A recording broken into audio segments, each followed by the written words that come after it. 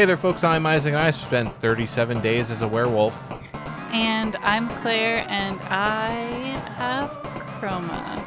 And this is Make That Game, where we pitch the latest, the greatest new video game ideas that won't ever get made. That's right, folks. We don't make them. We just pitch them. We just shake them. No.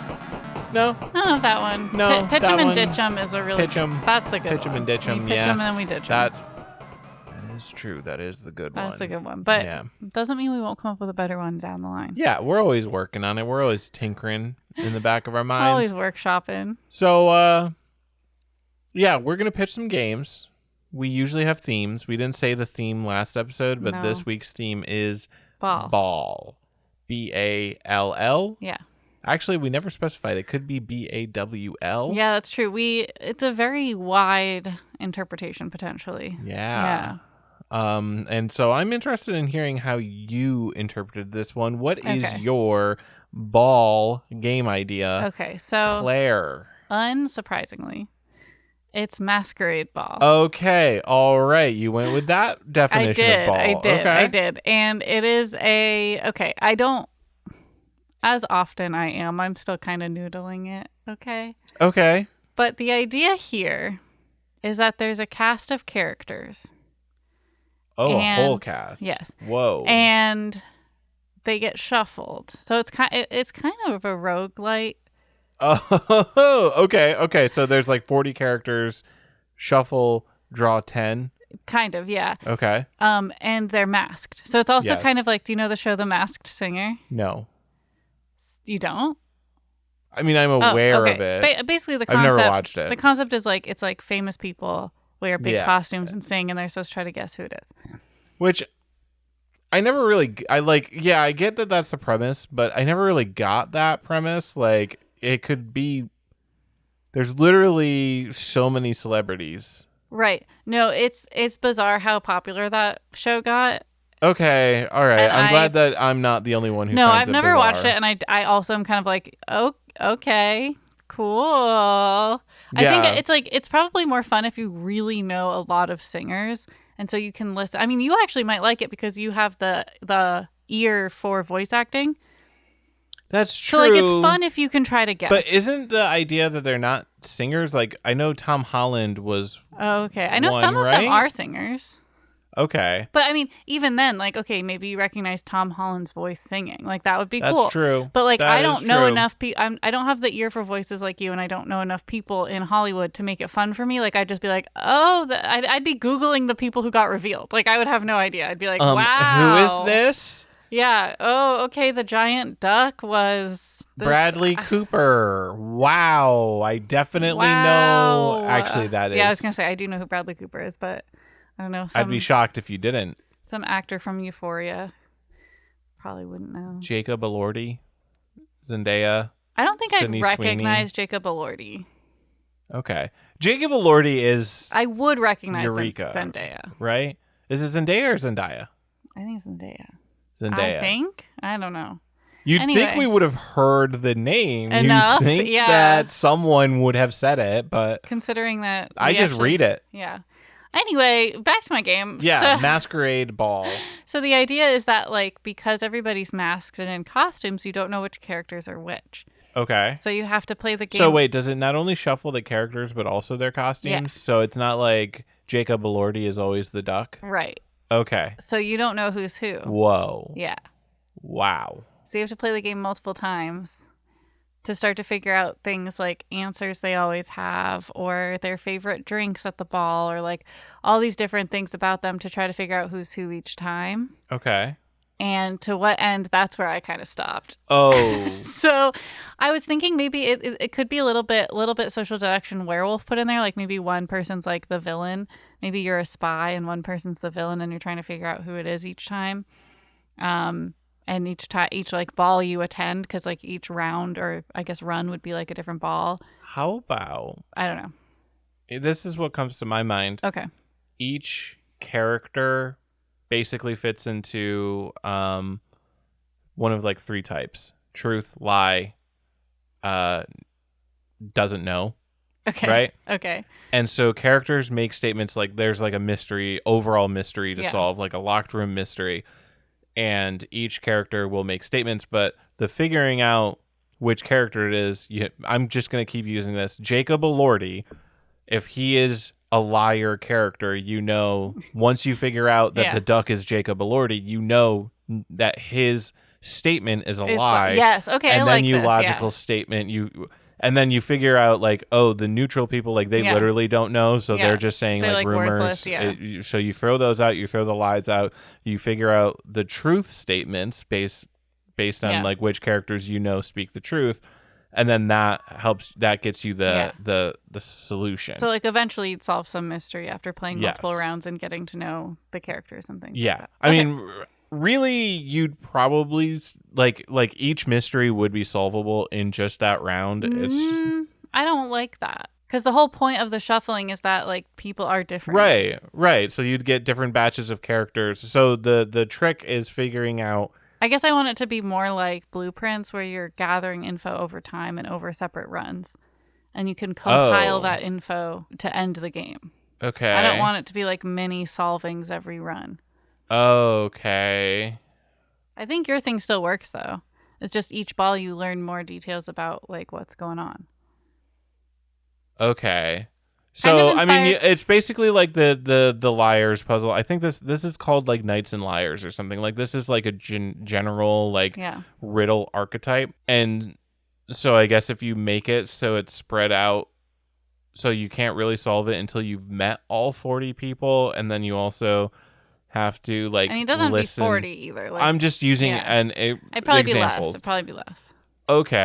Okay, yeah, no, I mean, it's just like a grand scale version of it where normally it's like 7 or 8 characters all like make a statement and then you figure out which one's holding the key based on figuring out logically like who must be the liar, but you do it across. So I guess the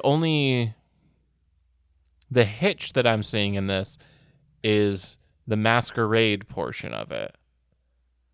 Because it's fun that you don't know who they are every time, so you have to figure. But like, how do you figure out who they are? Like, they'd have in like, any given run, very specific archetype things. So like you'd see them do certain things. Like, I mean, maybe like the first one they introduce themselves. Like the first time you ever meet them, they introduce themselves, and so you know who they are when you start, but then you don't know necessarily who they are in the next ball they're at. Right. Okay. So first ball, Jacob Elordi's in a duck costume. Okay. But then second ball. How do you find out that he's the one in the teddy bear costume? Because he would do, like, they would do and say very specific things. Like, maybe they have, like, a catchphrase, or they only drink a weird beverage, or they love the can.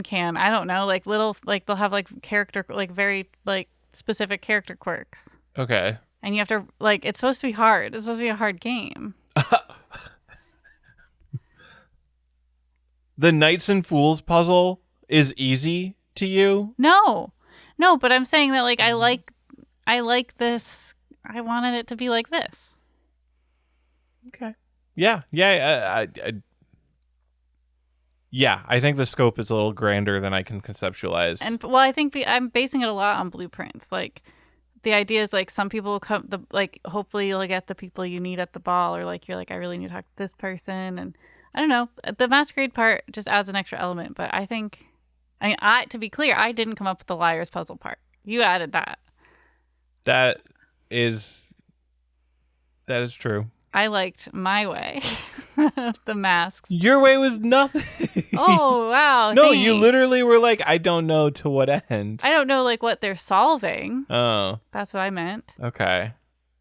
How they're solving it. I think it's cool to have some characters. Like, I think it's cool to have that as part of the puzzle because it might make it easier to figure out, but it also could be just like that you like find notes and like talk to people and they say, oh, like Jacob Elordi, like he went to so-and-so's house before the murder, and then you're like, I have to talk to him, but I have to figure out who he is first or whatever. Like that's fun. I think it, and then like there could be people who just like don't respond to you, so you're like, who are you? And they're just like ... Mystery. I don't know, I think it'd be cool. Yeah. Wow, you really don't like it. No, I am having trouble visualizing it as coming together into a game. Okay. Like, Play Blueprints and then you'll know. okay. It's that except the rooms are people. Okay. There you go. That's my pitch. Blueprints, but the rooms are people. All right. Well, then what's your idea then? My game is Footfootballball, stylized boy. as foot to the second power, ball to the second power. Okay. Foot squared, ball squared. Yeah, exactly. And so it is a combination of football and football. So it's football. It's full contact football. Okay. So imagine football. All right. So you're playing American football. No, you're playing football, but with the additional contact element of American football. Okay. So for American listeners, it's soccer. Well, I mean, basically, it's called Footfootballball, No, I not know. foot sock ball cur. I know, but to summarize quickly, it is full contact soccer is basically the effectively game. Yeah. Yes, full contact soccer, and I'm playing around with the idea of being able to switch the nature of the full contactness by basically like if the ball's not in your hands, you can't be tackled, but you can be tackled if you pick the ball up. But I don't know if that adds too much complexity both in gameplay and in like making the rules, like if it just makes it too much one way or the other. But I do want there to be some element of you can also. So it's either that or you have the ability to pass the ball with your actual hands, like pick it up over your head. Wait, I'm confused. So you don't want people... Is picking up the ball part of it? Yes. Okay. Yes. And so I named 2 potential implementations I was thinking of, and I hadn't decided on which one. So you can get tackled if you're holding it, or you can't get tackled? That one possible implementation is that you can kind of freeform switch between soccer dribbling and running with the ball in your hand. Okay. And that if that was the implementation that I went with, then you would only be able to be like tackled if you were holding it in your hands. Otherwise, they would have to like follow like full soccer rules of only like stealing the ball by kicking it away. I think it should be full soccer rules with full contact, like, because otherwise everyone's just going to play soccer so they don't get tackled, or everyone's just going to play football so they don't play soccer. Yeah. So that my first idea was that you can pick up and throw the ball to pass it. You can't run with the ball, but then I was like, well, what if you can run with the ball in your hand? But that's what triggers like the full body.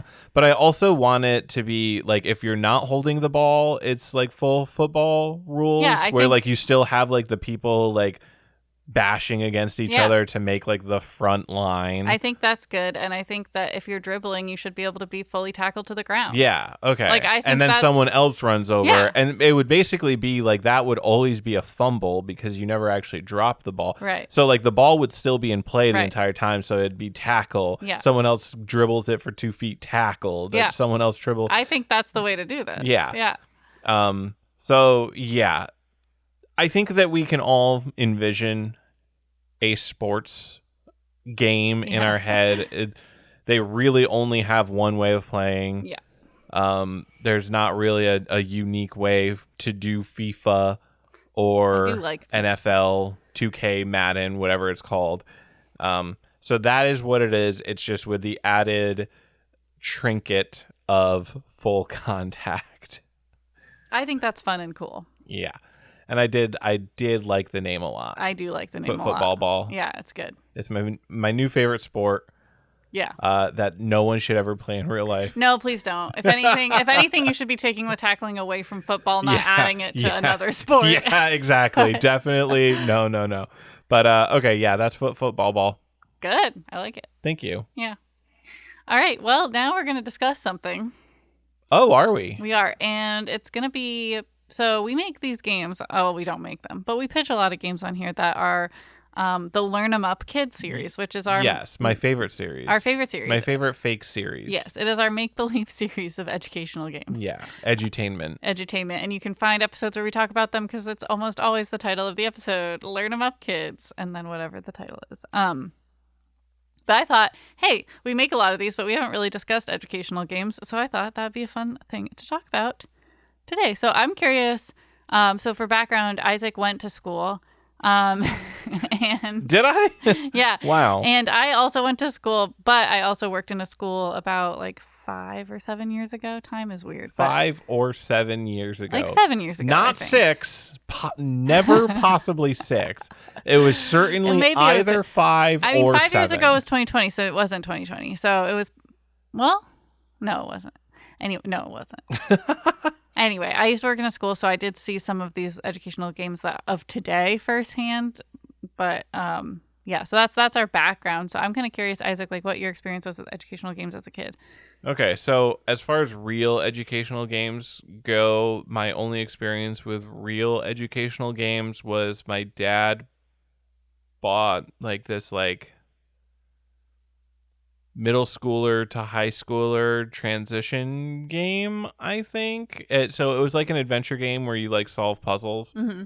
I remember chemistry being involved. It was like a cartoony. Okay. Like it had like, it wasn't Magic School Bus, but it had like Magic School Bus style like kids, like like 4 kids, and each one had to solve different puzzles. I remember one of the puzzles being there was like carnivorous plants, and it was coming up with like the right chemical combinations to defeat each plant as they came up. I believe my little brother had another game in the series aimed at obviously a younger audience, and I remember Egypt being involved. Okay. I remember rolling pyramid blocks on logs, but I don't remember the mechanic of that, like the educational part. Well, they're teaching you that aliens didn't build the pyramids. Oh, that is true. So. Very important to know. But yeah, I'm gonna say it. I do not feel that I received any educational value from those games. Now, I do want to ask, when you this is the only real educational game. So what do you define as an educational game? Like a game whose intent from the get-go is learning. Is teaching something. Or, yeah. So like specifically like this game 100% was edutainment. Yeah. Like when I say you're mixing chemical compounds, it like gave you a lesson. Yeah. And then like the homework was the puzzle, like doing it in a fun way, but it was specifically setting out to teach you chemical whatever. Really, train you basically. Whatever kind of chemistry it was trying to prep me for. Too. I don't know if teach you from zero, but you know, like and it's basically just to like get some of these concepts in your head. And I believe my game was specifically like a transition game. Like it was specifically like, this is how to help your middle schooler prepare for high school concepts. Yeah. Rather, because they were, each game was by grade, I believe. Okay. And this one was like the middle zone, so it was like getting more complex. But like in a normal video game, when plants came up, even if there was like a chemical thing, like you wouldn't have to usually mix the chemicals yourself or whatever. Right. Maybe it would be like the red chemical burns the red plants. And or you know, let's make it hard. Red chemical burns the yellow plants, blue burns the red plants, et cetera, et cetera.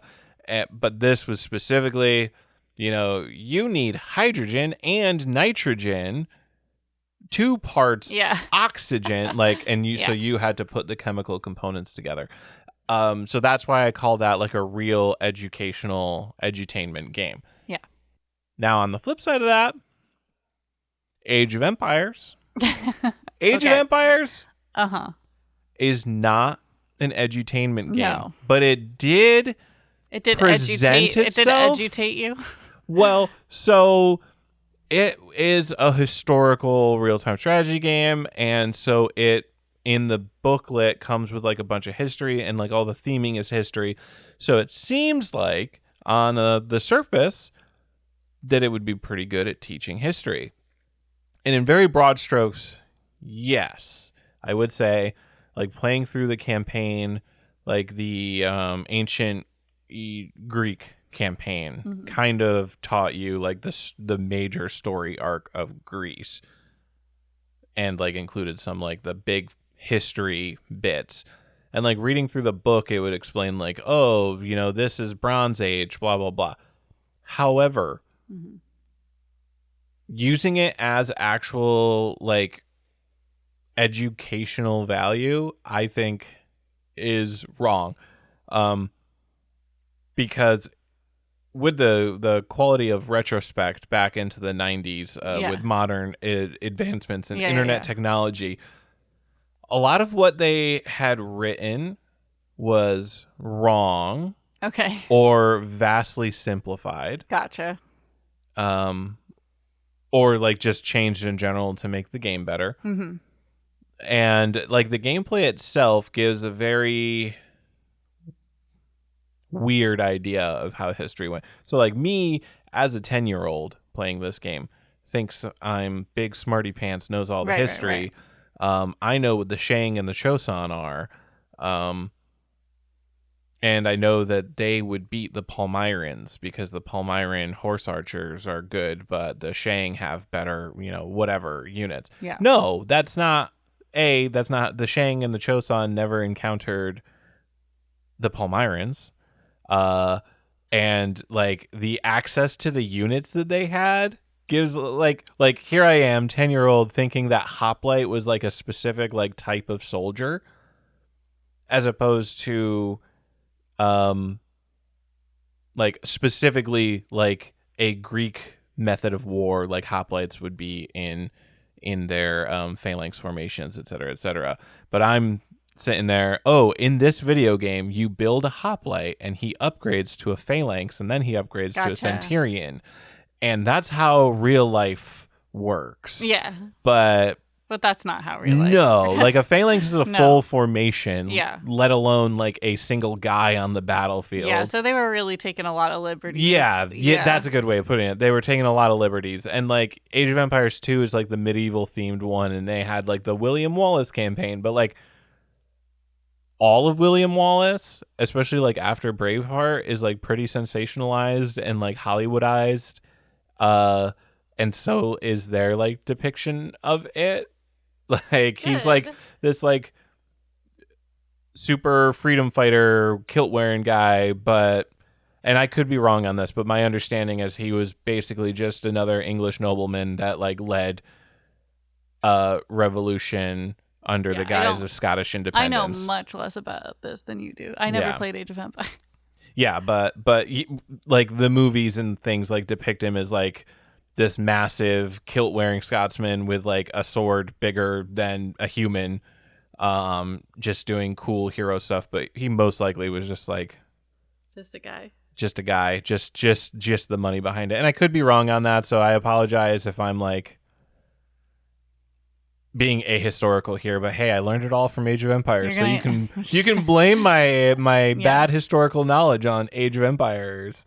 But that's my experience with like educational games. The ones that were meant to educate did not capture me because I knew that they were for educational purposes, and so they were intrinsically more boring and more of a chore to me. And the ones that I did like were of so little educational value that it tricked me into thinking that I was smarter for having played them. Very interesting. All right. Well, I'm going to jump in now because so another thing that I realized too, I used to work in media literacy, so we also talked a lot about just like other things around video games. So before I jump all the way in, I do want to say that inherently video games are educational. They're teaching you a lot of different skills. Yeah, like more subtle things like hand-eye coordination, especially. Hand-eye coordination, problem solving, and even resilience from a broad perspective, like having to try to do things multiple times. Yep. And managing your emotions too. So like when you're young, like you get really frustrated at a video game, you start to learn how to like manage that. Anyway, that being said, I just want to put that blanket out, like maybe the games that are trying the least to be educational might be the most valuable because they're going to teach you those base skills. Yeah, subtly. They're not going to be in your your face learn about math. it. Like, you might not learn math, but that's okay. You'll learn math other ways. But like, also a lot of them do learn math. Like, if you know from Pokemon that depending on the game, weaknesses will do ×2 or ×4 damage, and you know that you take 15 damage. Yeah. From a normal attack, That's and math. now it's 4 times weakness. You know you're going to take 60 damage. Oh, I've only got 54 HP. Better use a potion. Yeah, so like Pokemon might be a better educational game than an educational game, right? So we don't know. But anyway, I just want to say that straight up.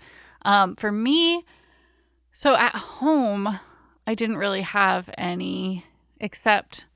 So I would maybe count Where in Time is Carmen Sandiego. I think that is meant to be. I think it's meant to be education and to teach you about history. Well, I think like all the Carmen Sandiego games were meant to teach you about something. The one I had was specifically history. Mostly geography, right? Yeah. Yeah. Because Where in the World is Carmen Sandiego. But I had one on history, and I still haven't finished it. Someday. That's your next task. That's after my quest. Nancy Drew. That's my quest. Well, I don't know how to get it anyway. It's not on Steam. R.I.P. And I think I looked on GOG too. So. Okay. Yeah. So Uh-oh. we'll figure it out. But anyway, I was mostly playing Sims. I did play Caesar, but that's, I would say, similar to Age of Empires in the sense that it's not real anything. And then in school we didn't really, I guess Oregon Trail, that would be one. I think in the same way that like Age of Empires is, though. But like, I think it'll teach you vaguely, like it was tough to I think Oregon Trail was supposed to be educational, though. I think it was its intent. I mean, we played it in school. Yeah. But I can't really think of like the thing that it's teaching you. It sure was tough to go on the Oregon Trail. Yeah. Like, it wasn't like, it's not teaching you geography. A little. Because it doesn't like really show you yes, it tells you that you're. I had a map. Oh, okay. I had played Oregon Trail 5, which was the most advanced Oregon Trail I think that they ever made. I think that was the end of the line. All right. Oregon Trail 5. I don't remember there being like a map that would like really teach geography in a useful way in the ones that I've played. Yeah, we had one with a map, so I definitely learned geography of the West. And I mean, I think the trail itself was the same as the real one, so you did learn like the stops that people would make and things like that. I'm actually looking up to see if it was intended for schools or not. Schools certainly did get a lot of licenses for it, and I just wonder if that was the market that it found. Yeah, that's what I'm wondering too. It'd be interesting if someone just made it for fun. While you look that up, I'm just going to talk about, I never actually played it, but I know there was one educational series of game that was like this fish that I remember being on like I think school. Freddy Fish, Freddy right? Fish Yeah. was on like school computers and like library computers. I never played it, so I don't know how it goes down, but I'm pretty sure that was like, yeah, find the fish that adds up to 5, and it would be like 2 and 3. some of my friends had that game at their house, Okay. and we'd like play it, and I'm like, why are we playing Homework the game?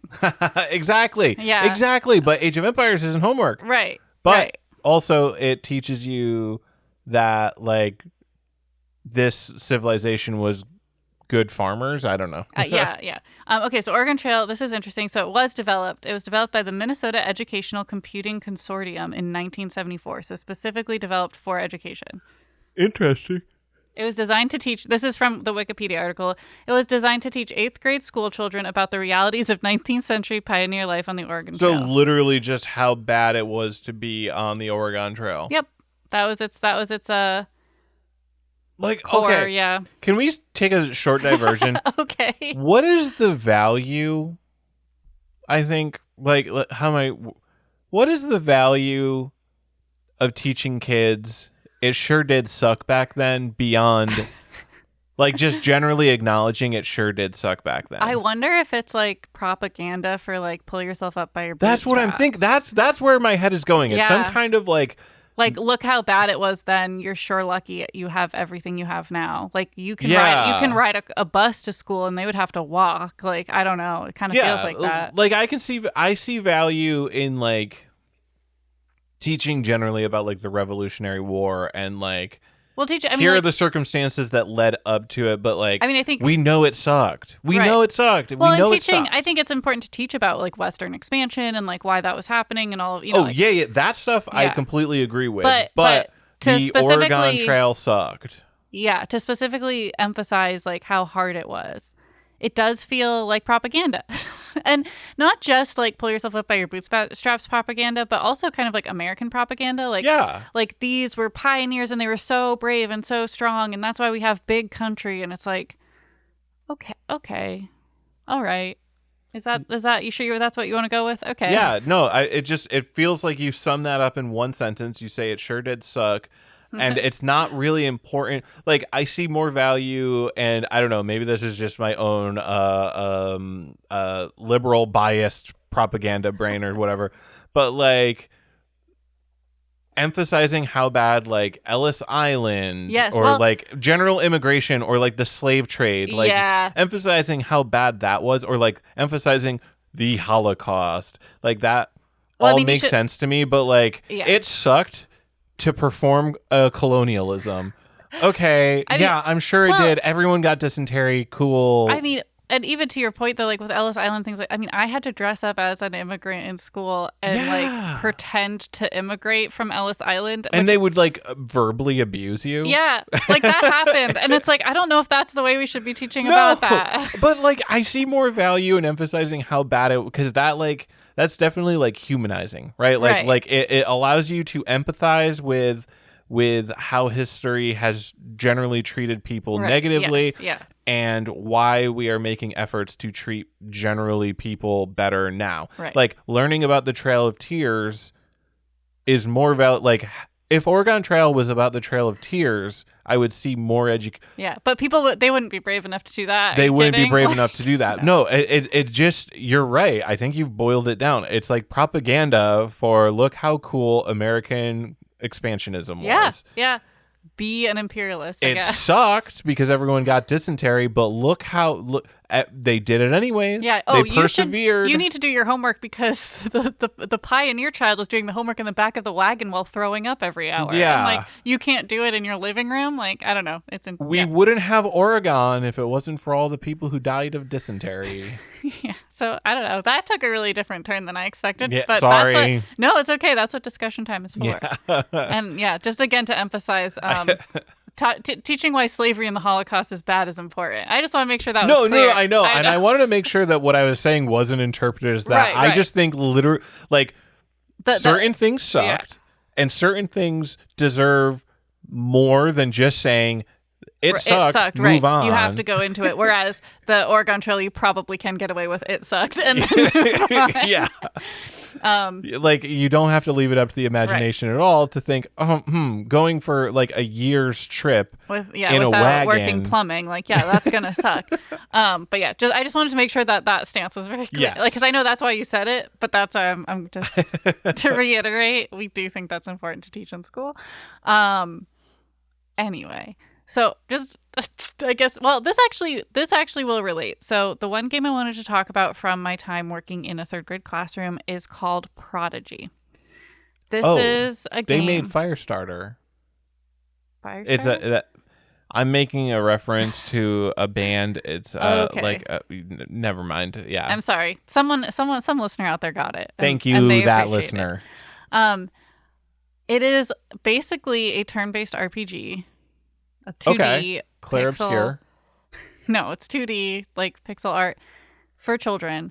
And I haven't actually seen too much gameplay. I saw some of it while I was there, but it is like it's for schools. It's specifically for education. It has basically when you're battling things, you have to like solve a math problem to like get more. Whoa! In order to do your attack, you need to do 2 times 4. No, like truly, yeah. Oh my god! But otherwise, it's pretty standard turn-based RPG. It also is kind of an MMO. What? Like you can interact with other students playing? Yes. Oh, I am. Yeah, and you can also like build a character. One thing that was good about it, because it was basically just like any other video game, except it had math and I think some science as like power, basically. kids really wanted to play. Like, they would ask for Prodigy time. Like, they really wanted to play it because it was a well-designed game. However, it very quickly showed the disparity between like socioeconomic classes in school because there were paywalls in this game. And the school paid a license to have a certain level, but you could at home, if your parent wanted to, pay for different levels of the game. Oh, no. So some kids could have fancier outfits, better pets, like all these things. And then some kids wouldn't. And like flagrantly show it off in school. Oh, boy. And then some kids wouldn't because their parents wouldn't pay for that, right? So that's awful. Yeah, and no matter what, like even terrible. if the school said like, oh, you can't like wear your, like if your parents pay for it, you can't like use that stuff in school. Like they could say that, but people would still know. And I think they would go home and play. And because there's like an MMO, this, you might have to fact check me on that because I can't remember if there's really an MMO capability or not. But I feel like there was because they talked about playing it at home, but it's possible they would have like friends over and play together. I don't know. Oh, okay. But either way, you can show off, right? You can show off what you have. And then it really like emphasizes people who don't have things. So again, I haven't played or looked at this game in a long time, but I was Googling it before this show because I couldn't remember the name. And it is definitely still going. Like that is, it's still in schools. I don't know how much it's changed, but I do think it's interesting where like. And it's just called Prodigy? Yeah. I guess that's an interesting name for like an educational game. I get it. Yeah. It's interesting. It's an interesting game. And again, there's a benefit because it doesn't feel like homework. Like kids want to play it and they are learning through it, so that's really fun. But then it's also like I think if it's going to be in schools, you know, like if it's going to be a school tool, it should be like you shouldn't be able. It should just be whatever the school pays, you get everything. Right. There shouldn't be fun little surprises you can buy if your parents are willing or wealthy enough to pay for that. Like that part is but that also, part it's is for crazy like to 8 me. to 10-year-olds, so like they're not paying for it. I'm gonna go handle a cat real quick. Claire, do some riffing. Okay. Well, anyway, that's. Oh no, you're wrapping up. I was wrapping up. Yeah, I didn't have anything else to say. Isaac is trying to get the cat out of the room because he was being naughty and trying to knock over the Warhammer. But yeah, that's our discussion. I hope I did okay because again, it's been so long since I've seen Prodigy. But that was the situation in 2018. Hey, I mean, you did not say some potentially controversial things about Oregon Trail and No, we said completely agreeable and uncontroversial things about American propaganda in the education system. Anyway, Americans love their propaganda being pointed out. Oh yeah, they love it so much. It's our favorite pastime. I opened the calculator app. Good. 5 minutes, generate a game. So we're going to generate 3 words. There's going to be 5 minutes on the clock. We have to come up with a game name and a game play loop. Yep. That combines those 3 words into some kind of like playable idea. It doesn't have to be super playable, but it does have to be an idea there. Okay. And we're going to do that. I'm going to start the timer in 3, 2, 1, go. Okay.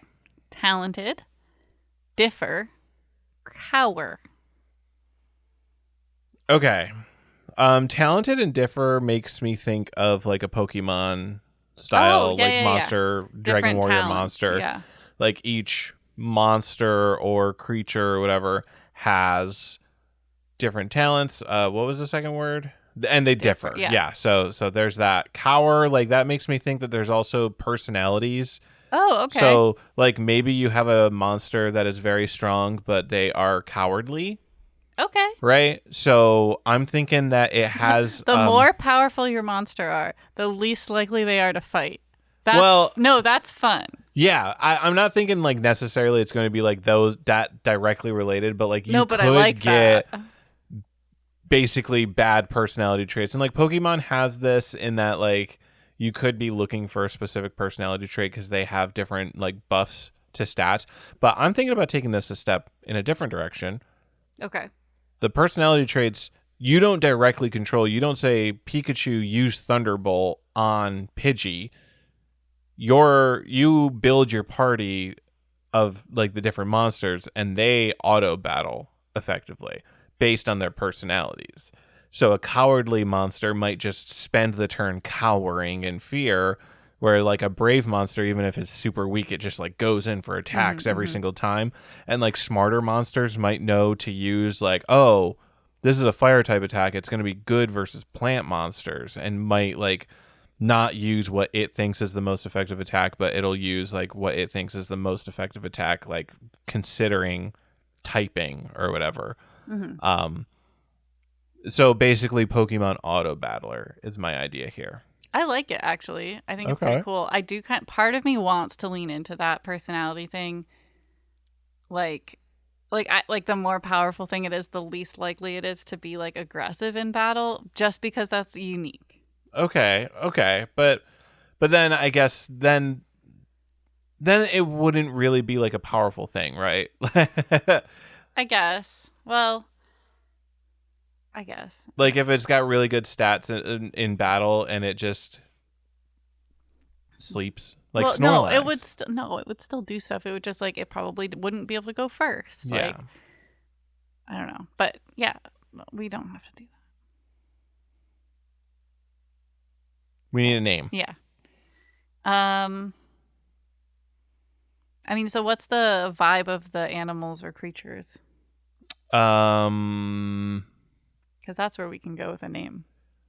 All right. They're all cats. Okay. Or cat based. Yes. Right. So Yeah. you can have robot cat. You can have dinosaur cat. You can have Okay. I'm way more fish in cat. Now that it's cat based. So they're all different cats, and like different. Okay, we call it the Heaviside layer.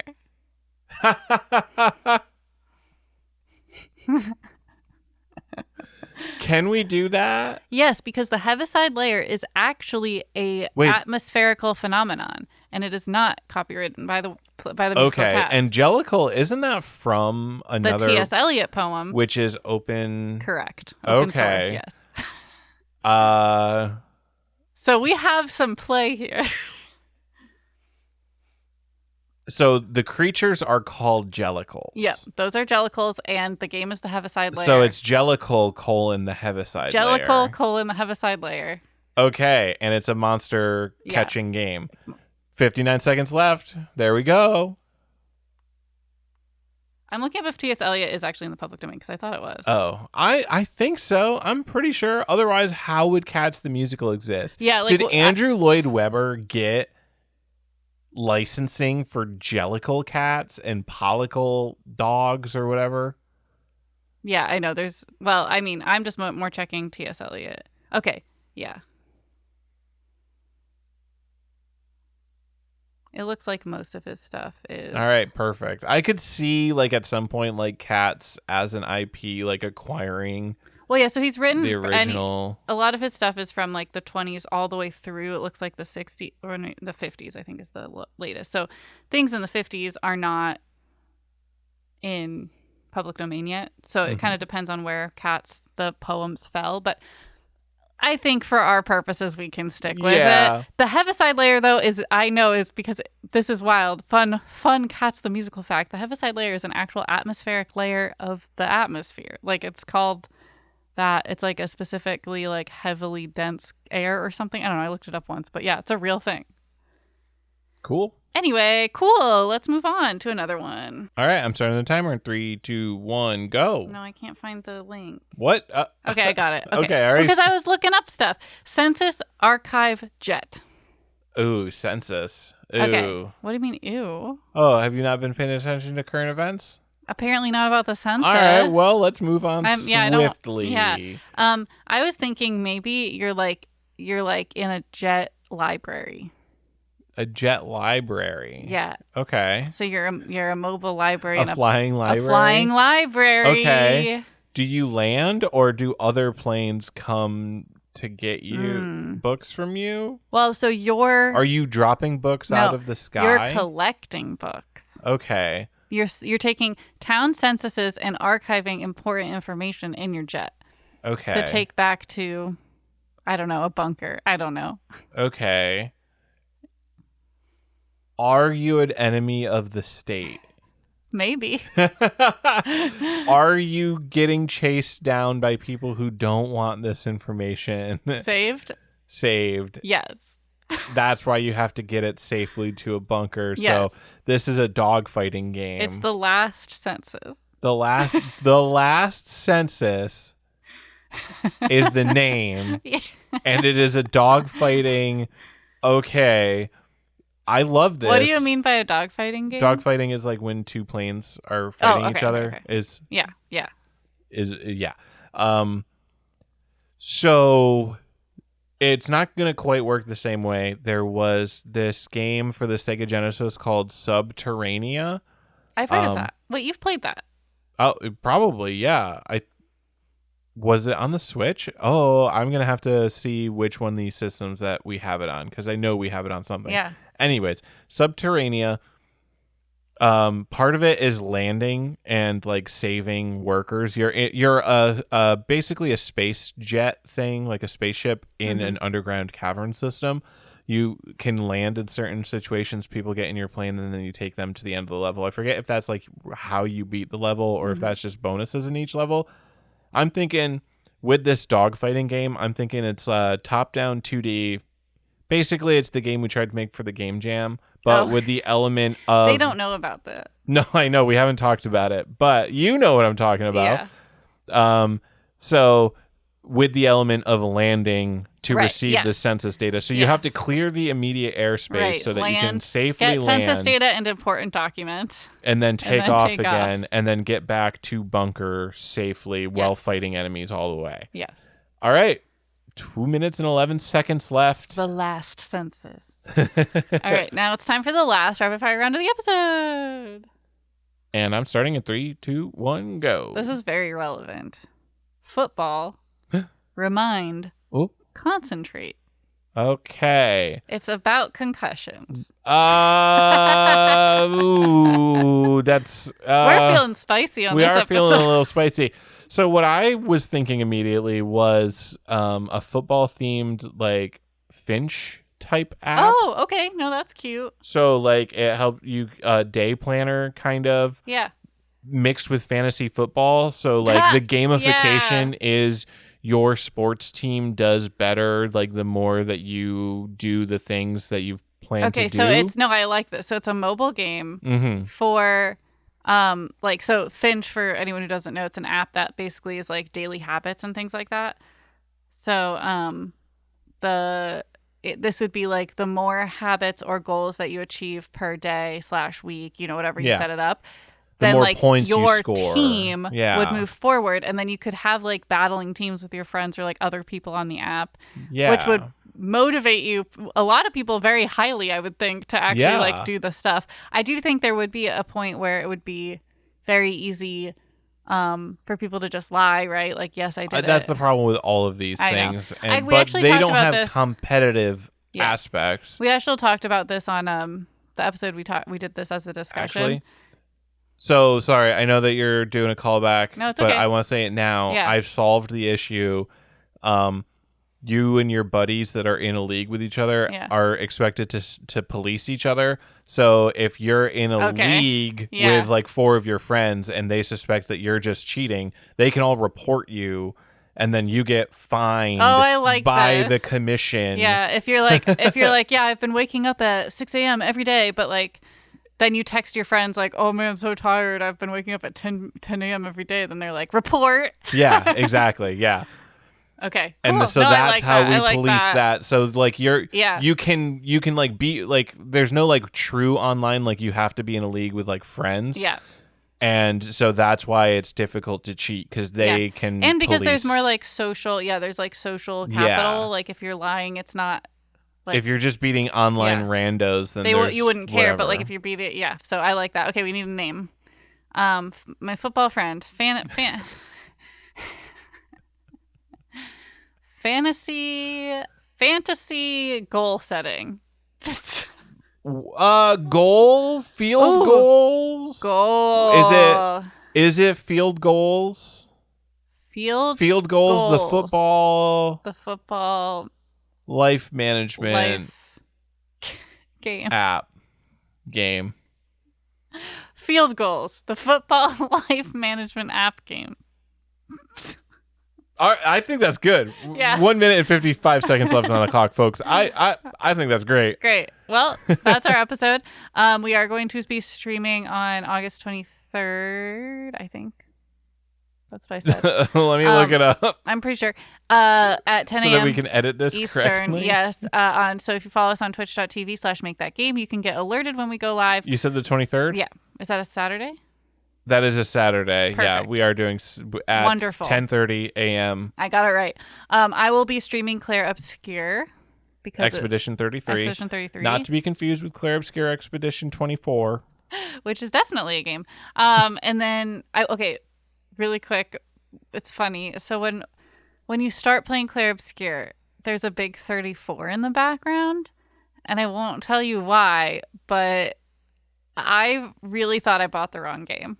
I was like, did I buy 34? Expedition 34? Oh, shoot. I bought the old one. I really thought that for so long. Everyone's playing the new one, and I'm stuck on the old one. I was so nervous for like 30 to 40 full minutes. I was like, I bought the wrong game. 34? No, 33 was an important part of the title, right? Hold on a second. It really threw me. Oh my God. I'm cute. Anyway, so I'll be streaming that, and I think it'll be a good time. I've been playing it, and it's fun and cool. So, yay. You can also visit us at our website, makethatgame.com. You can please leave us a rating and review on iTunes, Spotify, or any other app, and please talk about us with your friends, because that's how we get the word out. And other than that, if you think that a football time management game would really benefit your life, the only way you can take advantage of that is if you're the one who makes it. So we encourage you to get out there and make that game.